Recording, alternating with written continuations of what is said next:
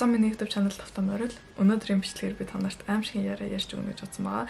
Энэ 7 хоног Halloween-ы 7 хоног болохоор би Halloween-ы бичлэгүүд хийн гэж бодсон. Энэ аимшиг ярианд би зүгээр интернетээс олсон.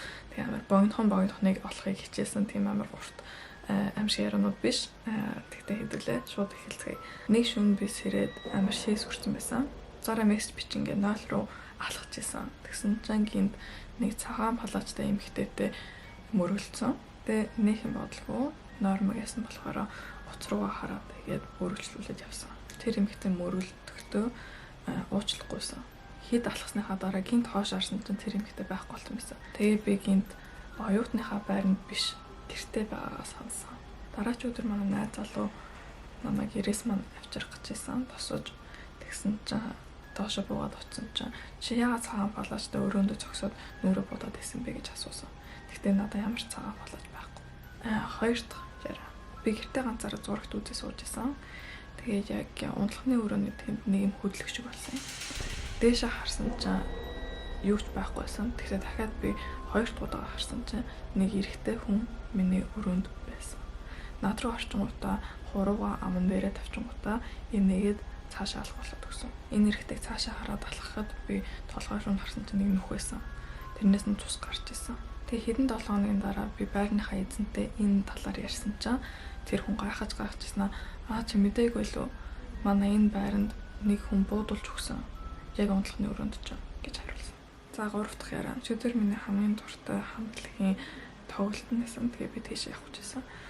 Жон хоцорсон байсан болохоор би амар сандраа гэрээсээ гарчгүйгээд тэр тоглох гэж байгаа газар руу ноцсон. Тоглолтын дээр амар хөвгчлөлтэй байсан болохоор нэг юм бодоогүй. Тэгтээ тоглолтынхаа дараа би уцаа хайсан чинь миний утас ерөөсөө олдоогүй. Сандраад би энэ тэнд хайцсан болов гэж бодоод найзынхаа уцаар өөрийнхөө утас руу залгасан чинь хоёр дууджингуудаа нэг хүн хариулсан. Тэгээ тэр хүн юу ч хэлээгүй. Цаана амар юм сонио хоолойны чимээ гарсан. Хон хүн амьсгалаад байгаа юм шиг. Тэгтээ бас инээж байгаа юм шиг чимээ гарсан. Хэдэн секунд дараа утас нь тасрагдсан. Дахиад залгасан чи хинч хариулаагүй. Амар олоодаа залгасан чи хинч хариулаагүй. За би уцаа алгуулсан байна да гэж бодоод гэрлүүгээ харсан чинь маань хоолны ширээн дээр байжсэн. Нэг хэрэгтэй даатгалын газар ажилладаг байсан юм л та. Нэг өдөр нэг юм ихтэй залгаад тэгээ би хүүдээ даатгал авах гэсэн юм а гэж залгасан. Энэ хэрэгтэй нэг юм бодлого. За болно гэсэн чинь цэний цаанаас нэг хүүхдийн хоолой хон сонсогдохгүй юу? Ээжээ би даатгал авмаар байна. Би зүгээр чихэр авмаар байна гэд нэг эрэгтэй жоох хүүхдийн хоолой сонсогдсон. Тэгсэн чинь уцаар иржсэн юм ихтэн үгүй миний хүү үгүй энийг заавал авах хэрэгтэй амар чухал гэж хариулсан. Тэгээ энэ даатгалын хүн нь за та нар ямар даатгал авмаар байгаа өөр даатгалгаа гэж яриад эхэлсэн чинь тэгээ энэ эмэгтэйгийн цаана нэг эрэгтэй хүний хоолой сонсогдсон. Тэгээ тэр нөхөр нь байсан. Нөхөр нь тэр эмэгтэйгээс чи юу хийж байгаа юм бэ гэж асуусан чи энэ эмэгтэй би хүүдэд даатгал авах гэж байна гэж хариулсан. Тэгсэн чинь тэр нөхрийнх нь хоолой нь жоохон зөөлрөөд за би авчаа надад хуцаа өг гэж хариулсан. Тэгээ энэ даатгалын хүн энэ нөхөртөө ярьсан чинь энэ нөхөр нь манай хүү хэдэн сарын өмнө нас гарсан. Тэгээд манай эхнэр маань жоохон галзуураад хүүгийнхаа хоолойг дандаа сонсоод хүүгийнхаа байга байдлыг дандаа хараад байгаамаа уучлаарай гэж хариулсан. За дараагийн аимшиг яриа. Нэг эрэгтэй хүүхэд хичээл дээрээ байжсэн чинь ангийнх нь хүүхэд фэйсбүүкээр мессеж хийсэн юм байна. Тэгээд энэ ангийнх нь хүүхэд бол хичээлдээ 2 хоног ирээгүйсэн. Тэгээ мессежэн дээр нь бол наашаа хурдан хүрээ дээр гэсэн байсан.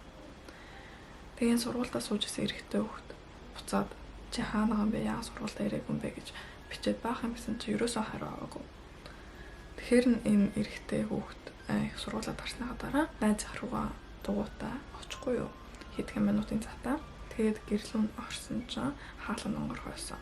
Тэгээд коридор дотор дүүр хатан цус. Тэгээд хажуу тийшээ харсан чинь нэг би хүний бие гаргүй хөлгүй тэгээд үхсэн юм шиг байдалтай.